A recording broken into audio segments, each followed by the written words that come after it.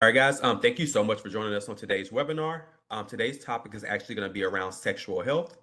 My name is Shaquarius Jackson. I work on the Baylor Scott and White Wellness team as a wellness advisor too.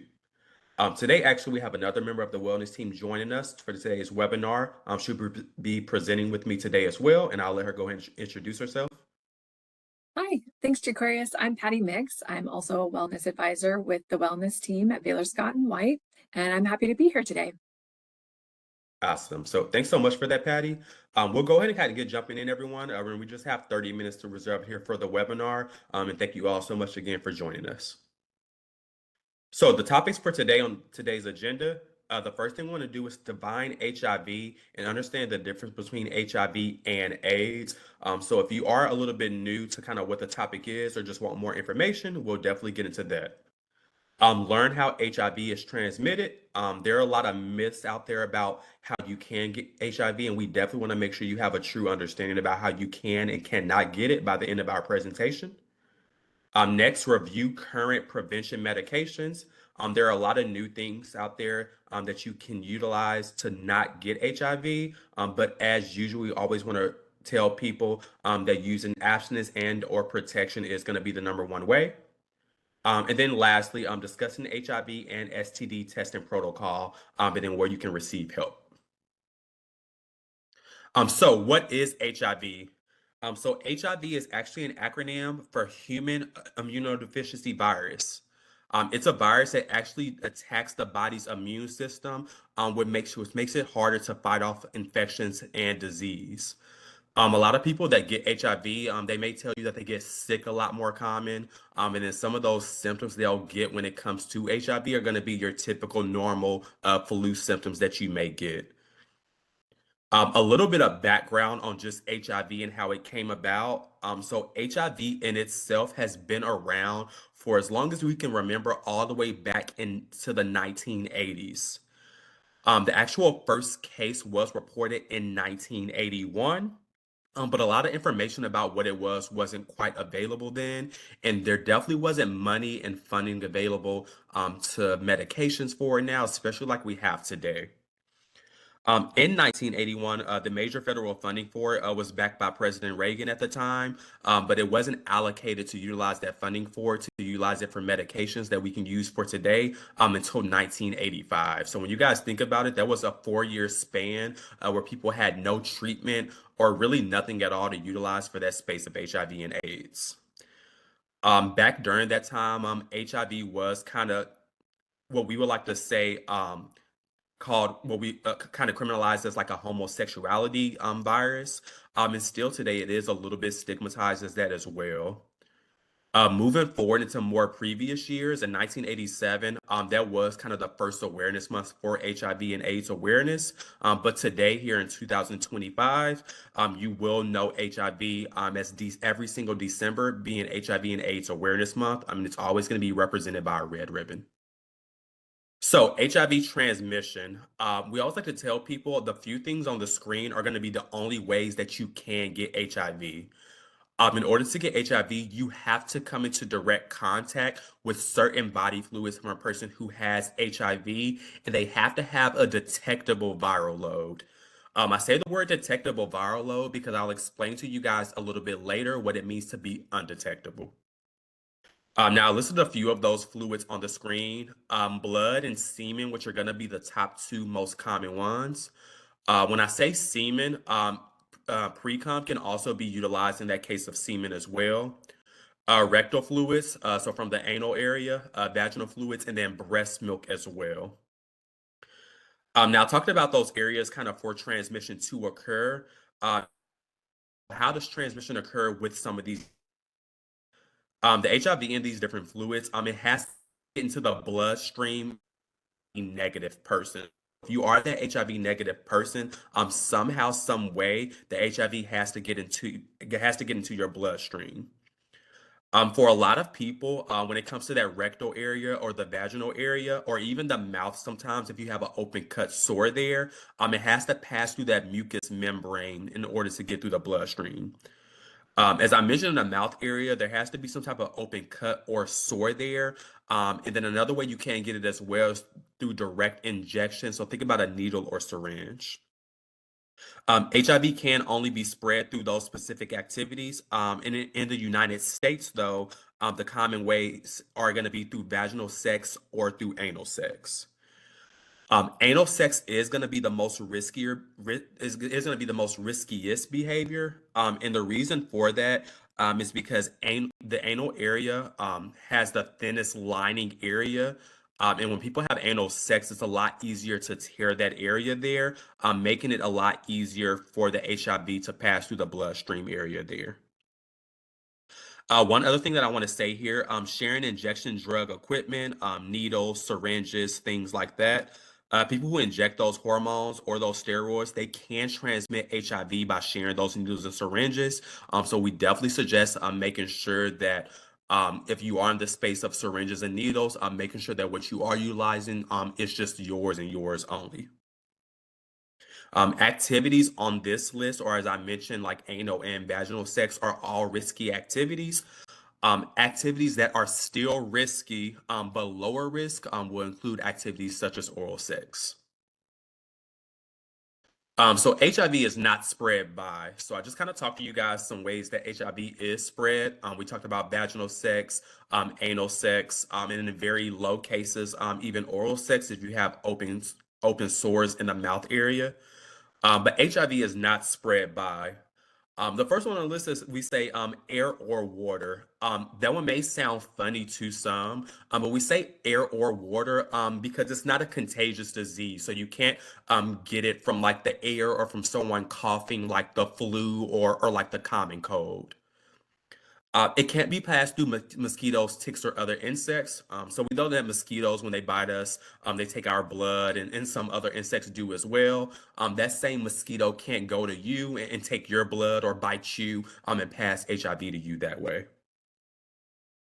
Saliva, tears, sweat, feces, and other urine, they have to be mixed with the blood of another person to get HIV, and that has to somehow, some way get into your body.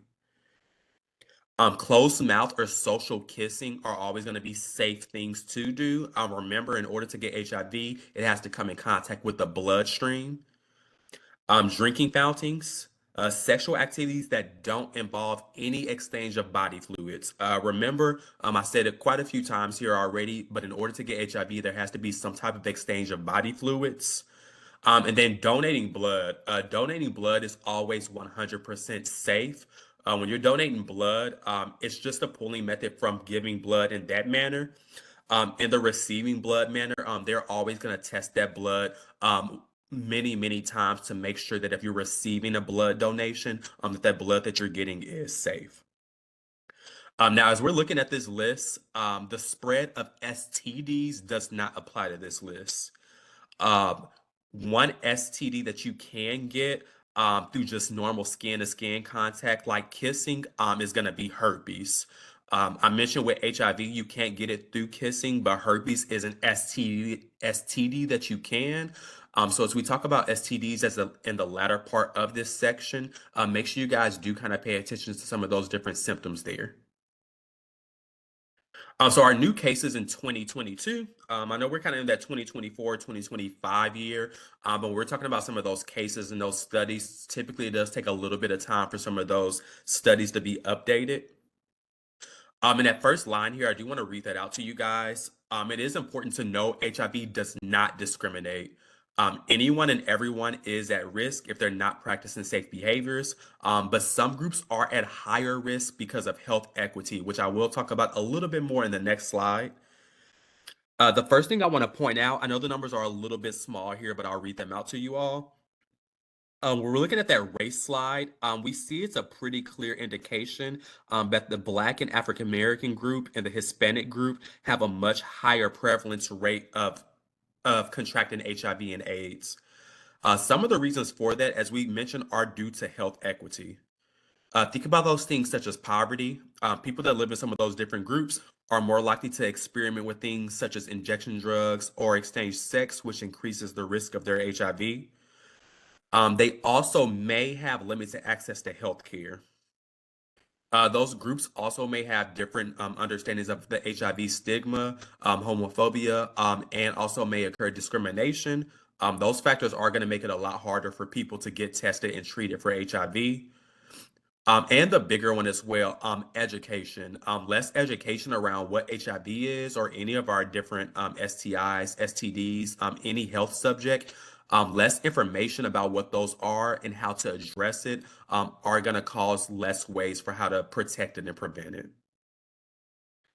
Moving on to that space of age, we see that 25 to 34 group is going to be a lot higher. And we kind of just know there that 25, 34 group, kind of even just that college group a little bit as well, just practice a lot riskier behaviors when it comes to sex. In comparison, the heterosexual and gay bisexual men group, the reason for the difference there in number, I mentioned earlier that anal sex is going to carry a lot heavier risk than vaginal sex will when it comes to the transmission of HIV. And as we know with gay and bisexual men, anal sex is going to be their primary way of having sex, which is going to be a lot reason that their number is going to be a lot higher compared to the heterosexual group. So some cases just kind of by region.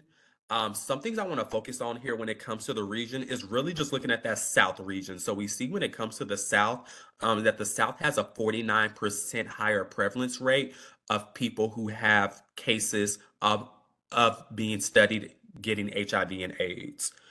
The cases are higher in the South than even some places such in the Northeast. When it comes to the South, Texas is going to be in that range of about 13%. California over in that West area is going to be about 13% as well, just being a larger state. Some states a little bit lower in the South area are going to be Georgia at about 7%, and then Florida at about 11%. Uh, One reason that we kind of believe or maybe note that some of the reasons for the higher population in the South are going to go back to a lot of some of those reasons that I talked about in that previous slide, some of those different groups, some of those different health equities that we talked about. So health equity, what is it? I talked a little bit about why some of those groups maybe had different numbers than other groups when it comes to contracting HIV. So health equity suggests that everyone should have a fair and just chance at equal health care, regardless of their race, age, sex, disability, and geography. We know that that's not necessarily true all the time. Though that this should be a just and fair chance, we know that everyone does not get equal accessibility to these things, regardless of what group that they're in. One thing that we can do as just everyday human beings, is debunk some of these myths about what HIV is, to help some of these different socioeconomic groups, to make sure that they're getting the proper access to healthcare.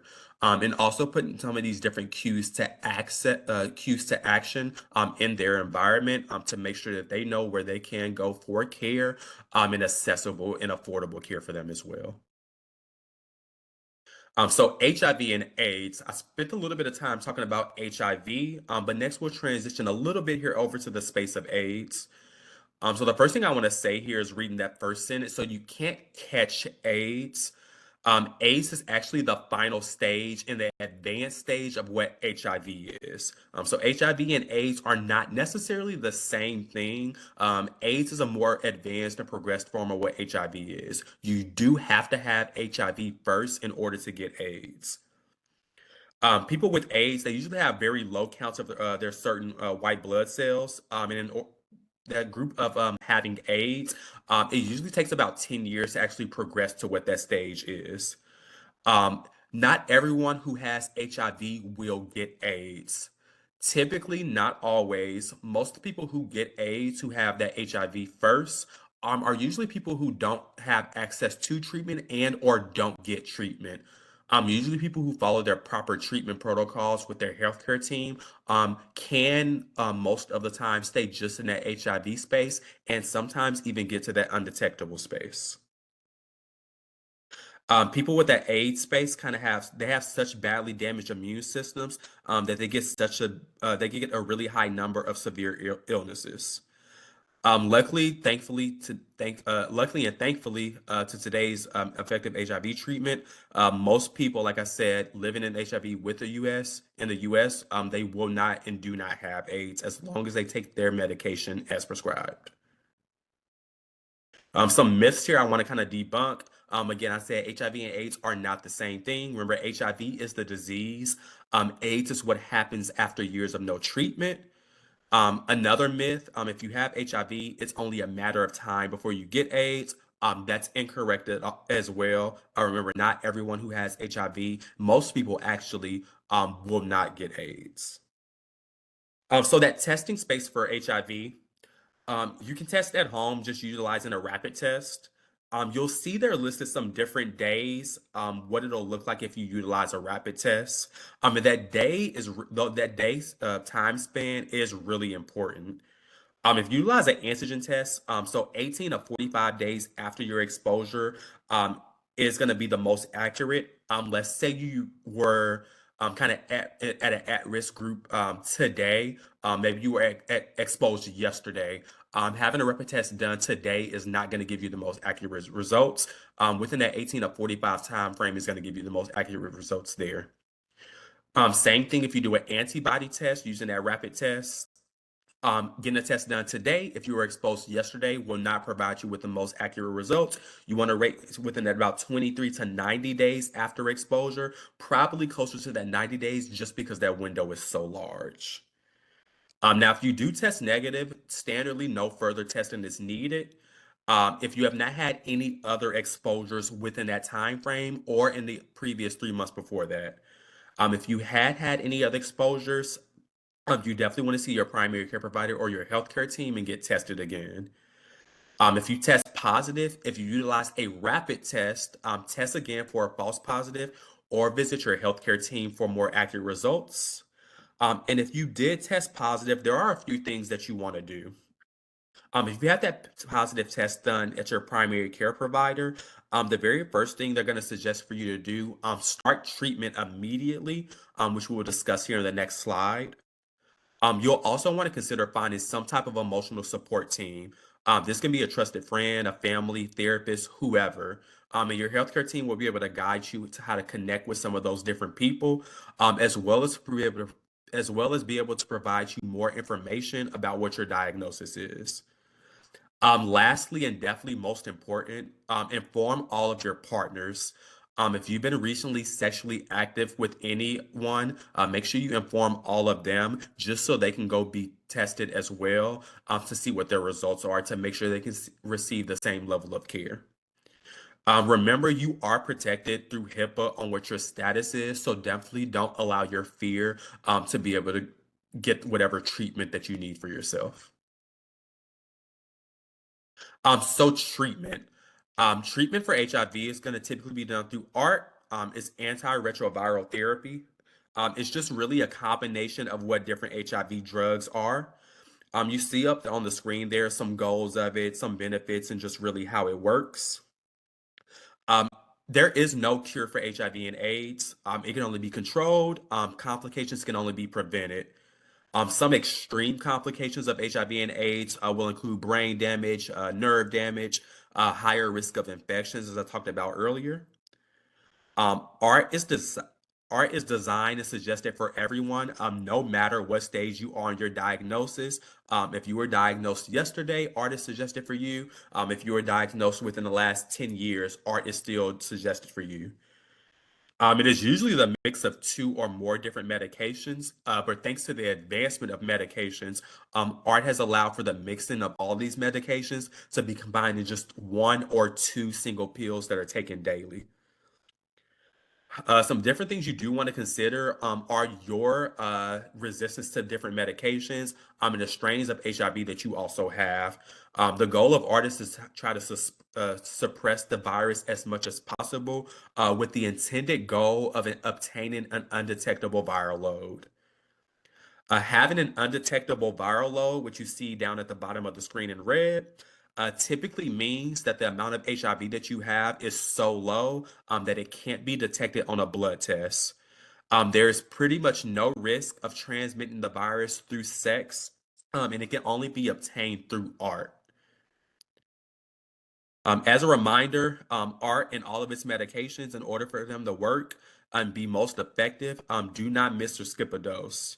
If you do miss a dose, try to take it in the next available window as soon as possible. And if you notice any symptoms or responses to your treatment, speak with your care team immediately. Lastly, here on our HIV, we're going to talk a little bit about our prevention drugs. So PrEP is going to be that number one prevention drug when it comes to HIV. It can be taken one or two different ways. The first is that daily pill form. The market counter drugs that you will typically hear about are going to be Truvada or Descovy. Those are taken every single day. Think about it kind of in that form of like birth control for women. The other option is going to be Apretude. It's taken every other month and it's via injection. The thing to note, in order to be able to continue to take these drugs, you have to be tested for HIV every 3 months in order to continue their use. If you do take these drugs properly, and are still taking proper precautions for safe sex, the success rate for them is 99%. They are covered by most insurances, and if they are not covered for you via insurance, there are a lot of different assistance programs available. The other one here is a newer medication that is not on the market yet, but it will be available here soon. Lecimpavir is going to be a twice a year injection. It has been proven or going to be proven to be more effective than PrEP. One of the cons here is going to be cost. So we'll see that when it comes out. It is going to be one of those things that are going to be a little bit harder to get approved immediately when it comes to our insurance. And it is expected to be available mid-year in 2025. One other thing that is not here on this list. So PrEP is pre-exposure prophylaxis. There is one more, which is called PEP, which is post-exposure prophylaxis. You can actually take PEP after you've had exposure to someone who's had HIV. Let's say I've participated in a risky behavior today. I have 72 hours to get access to PEP. It's extremely important to act as quickly as you can to try to prevent possible exposure any further there. With PEP, you take the PEP pill every single day for 28 days, and then you come back for a testing right after that. Now, the great thing about PEP and where we are in science today, the effectiveness is as high as 99%, but only if it is used correctly. We want to make sure we're taking it at the same time every single day for that entire duration of all 28 days. Thank you guys for kind of listening to my section here on HIV and AIDS. We'll transition here over to talking about sexually transmitted infections. I'd like to introduce here again Patty Mix, who will take over the rest of our presentation. Thank you so much, Jaquarius. There was so much great information. Looking here, STI or STD. So we've been using the acronym STI and STD as we've been talking today. Here is what the acronyms stand for and what they mean. STI stands for sexually transmitted infections, while STD stands for sexually transmitted diseases. The difference between the two is that an STI is only considered a disease when it causes symptoms. When someone begins to experience symptoms, then the infection has progressed to disease and it is referred to as an STD. However, it is still important to remember that although you or your partner may be asymptomatic, which means that you're not experiencing symptoms of an STI, it does not mean that the infection is not transmittable. Infections are still able to be passed even when no symptoms are present. That's why it's so important to continuously get checked, especially between partners. Okay, and here is a quick overview of STIs and their possible symptoms. Chlamydia, gonorrhea, syphilis, and trichomoniasis are all curable, meaning that if you catch them early on, that you can be returned to complete health and do not risk transmitting infection to others. As you can see, these STIs share many of the same symptoms. So chlamydia, gonorrhea, syphilis all have abnormal discharge in common. So it could be hard to know what might be going on. And again, that's why it's so imperative to see your doctor if you start to experience any type of symptom. Your healthcare provider will be able to test you and then prescribe you the correct medication. On the last slide, we were looking at infections that are curable. There are obviously sets of infections that are not curable, they're incurable. And a really easy way to remember curable versus incurable STIs is to remember the 4 H's. So HIV, not curable, herpes, not curable, HPV, not curable, and hepatitis B, not curable. Because we already covered HIV with Jaquarius, we're going to look at the other 3 incurable H's, herpes, hepatitis, and HPV. There are currently no medications available that completely eliminate the disease, but I'd like to highlight that hepatitis and HPV both have vaccines available. The current HPV vaccine protects against 9 different strains of the disease. Okay, and previous, so Jaquarius highlighted for us PrEP, medication that you would take before having sexual encounters to help keep you better protected. He also touched on PEP, and we're going to talk about this here. So PEP is what you take for aftercare if you have an encounter. Let's just say your prophylactic that you're using gives out, and now you might have been exposed to an STI. The PEP is doxycycline, and it's similar to the morning after pill taken within 72 hours of unprotected sex.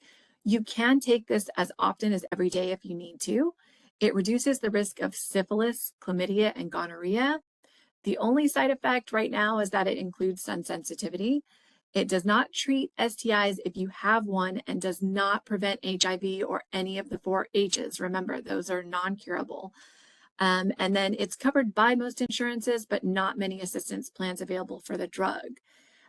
We still want to strongly encourage everyone to engage in safer sex by wearing protection during intercourse. Preventative medication does not protect against all STIs and should be used in conjunction with prophylactics to be the most effective in preventing transmission of infections.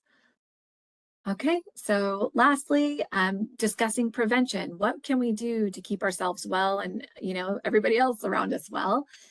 Get tested annually and treated for STIs. Also, again, like besides annually, you should be testing between partners.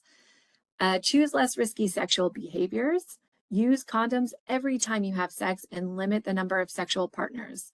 Do not inject drugs. This includes illegal drugs as well as steroids, like you need to have a clean needle or just don't do drugs. Talk to your PCP about preventative medication and use abstinence. That's 100%. You're never going to catch anything. Where to go for resources? Your PCP, your local county health department. You can contact the CDC. You can go to hiv.gov or massgeneralbrigham.org. All right, thanks so much, Patty. We'll take just a slide moment here for questions. I'm skimming over the chat. I don't see here any at all, but if anyone has any, just kind of chime in here before we close out the end of our presentation. I'll kind of keep it rolling here. Last thing I want to discuss is the member portal as kind of our resource tab. This is something I really, really want to highlight, especially at the end of our presentation. If you are on the Baylor Scott and White health plan, you do have access to this via app on the App Store on Apple or the Google Play Store if you have an Android. This is going to be a great resource to go to if you guys go and get tested, which I strongly recommend, which Patty recommends you should do on an annual basis and or after your sexual partners. And this is going to be the space you can go to see those results in a live manner. You won't have to call your doctor. You won't have to call in and or be on that kind of space of that waiting game. You can go just right in here and view those results live. And also go in here and schedule for that appointment when you want to as well. If you want to know of some local places to go, maybe you don't want to go to your provider. Maybe you want to get the test done at maybe a local care center or the county health department, something like that. You can also find local care locations to do that by utilizing the member portal. So I definitely and highly suggest that as a resource to use. If you're not on the Baylor Scott and White plan and don't have access to the member portal, if you do have just another insurance plan, definitely reach out to whoever your insurance provider is. I'm sure they have something very, very similar to this, or as a first resort, contacting your PCP or your local county health department to see what some affordable options are for you. And as last, guys, thank you as usual for joining us on our monthly webinar series. Today here where we discuss sexual health a little bit. I like to mention that we do have a landing page where you guys can visit all of our different webinars. And also, as usual, always loving to plug that we do our webinar series and our monthly webinars as the first Wednesday of each month, 11 to 11:30. And as a also thing, you guys are always welcome to join or reach out to our team if any of you ever have any inquiries on coaching around stress management, diabetes management, nutrition, or smoking cessation. We're here for you guys on all those different areas as well. Thank you again to Patty for assisting me today in this presentation, and thank you all again for your time. And we look forward again to seeing you all next month.